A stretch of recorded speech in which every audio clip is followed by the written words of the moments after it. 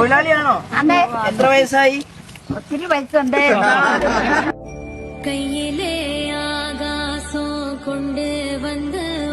നമ്മുടെ പദ്ധതിയുടെ പേരെന്താ? മഹാത്മാഗാന്ധി ഗ്രാമീണ തൊഴിലുറപ്പ് പദ്ധതി. ഇത് ഇടതുപക്ഷം കേന്ദ്രത്തോട് ശക്തമായി പോരാടിയിട്ട് നേടിയെടുത്തതാ.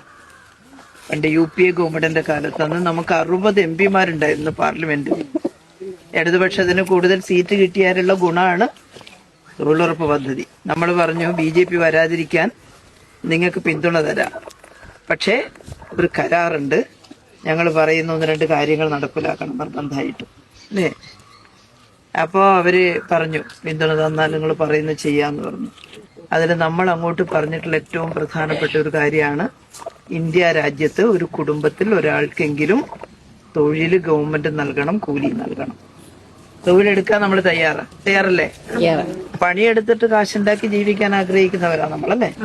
പണിയെടുക്കാതെ ആരെങ്കിലും പൈസ തന്നിട്ട് ജീവിക്കണം നമ്മൾ പറഞ്ഞിട്ടില്ലല്ലോ. പറഞ്ഞോ? ഇല്ല. എല്ലാരും സന്നദ്ധരാ തൊഴിലെടുക്കാൻ. രാജ്യത്തെ ഗവൺമെന്റാണ് നമ്മളെ സഹായിക്കേണ്ടത്. അപ്പൊ നമ്മൾ നിർബന്ധം പിടിച്ചപ്പോ 50 ജില്ലയിൽ തുടങ്ങാന്ന് പറഞ്ഞു. രാജ്യത്ത് 50 ജില്ലയിൽ തുടങ്ങിയ കേരളത്തിന് ഒരു ജില്ലയിൽ പോലും കിട്ടില്ല.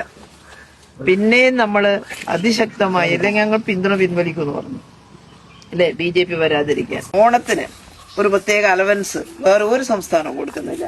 കേരളത്തിൽ LDF ഉള്ളതുകൊണ്ട്, ഇടതുപക്ഷം ഉള്ളതുകൊണ്ടാണ്. ഇനി തൊഴിലുറപ്പിന്റെ മാത്രമല്ല, 2000 രൂപയാക്കി നമ്മുടെ പെൻഷൻ, ഇല്ലേ?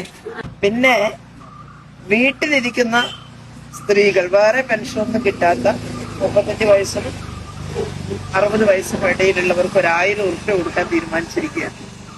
ഇപ്പൊ BPL കാർഡുള്ള വീട്ടിലെ സ്ത്രീക്ക് അത് കിട്ടും, വേറെ പെൻഷനൊന്നും കിട്ടാത്തവർക്ക്. ജാതിക്കാരെയൊക്കെ മാറ്റി നിർത്തി ഉയർന്ന താഴ്ന്നെന്ന് പറഞ്ഞ് ജാതിപരമായിട്ടുള്ള വേർതിരിവുണ്ടാക്കുന്നവരാണ് അവര്. മതപരമായ ലഹള ഉണ്ടാക്കുന്നവരാണ്. നമുക്ക് സമാധാനമാണ് വലുത്. അതുകൊണ്ട് BJP വന്നാൽ കുഴപ്പം. ജാതി വ്യവസ്ഥ ഉണ്ടാക്കുക എന്നുള്ള മാത്രമല്ല, നമ്മുടെ നാടിന്റെ സമ്പത്ത് വലിയ സമ്പന്നർക്ക് ഊറ്റിക്കൊടുത്തിട്ട് പാവപ്പെട്ടവർക്ക് കിട്ടുന്ന എല്ലാ ആനുകൂല്യവും ഇല്ലാണ്ടാക്കുകയാണ്. സംസ്ഥാന ഗവൺമെന്റിന് തരേണ്ടുന്ന കാശ് തരുന്നില്ല. നമ്മുടെ എല്ലാ നികുതി പണം അങ്ങടെ പോകണം. എന്നിട്ട് അവിടെ നിന്ന് ഇങ്ങോട്ട് തന്നാലേ ഭരിക്കാൻ പറ്റൂ. അത് ഇന്ത്യന്റെ ഭാഗമല്ലേ നമ്മൾ. അത് തരുന്നില്ല. അതിനുവേണ്ടി നമ്മൾ ലഹള കൂടിയിട്ടാണ് തരുന്നത്. അപ്പൊ അങ്ങനെയുള്ള BJP വന്നാൽ ഉള്ളതൊക്കെ ഇല്ലാതാവും.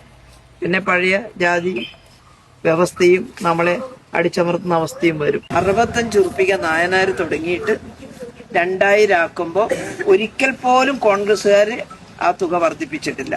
അപ്പൊ നമുക്ക് ഇനിയും സമരം ചെയ്യേണ്ടതായിട്ട് വരും. നമുക്ക് ഈ തൊഴിലുറപ്പ് പദ്ധതി നിലനിർത്തണം. കേരള ഗവൺമെന്റ് തൊഴിലാളികളുടെ കൂടെയാണ്.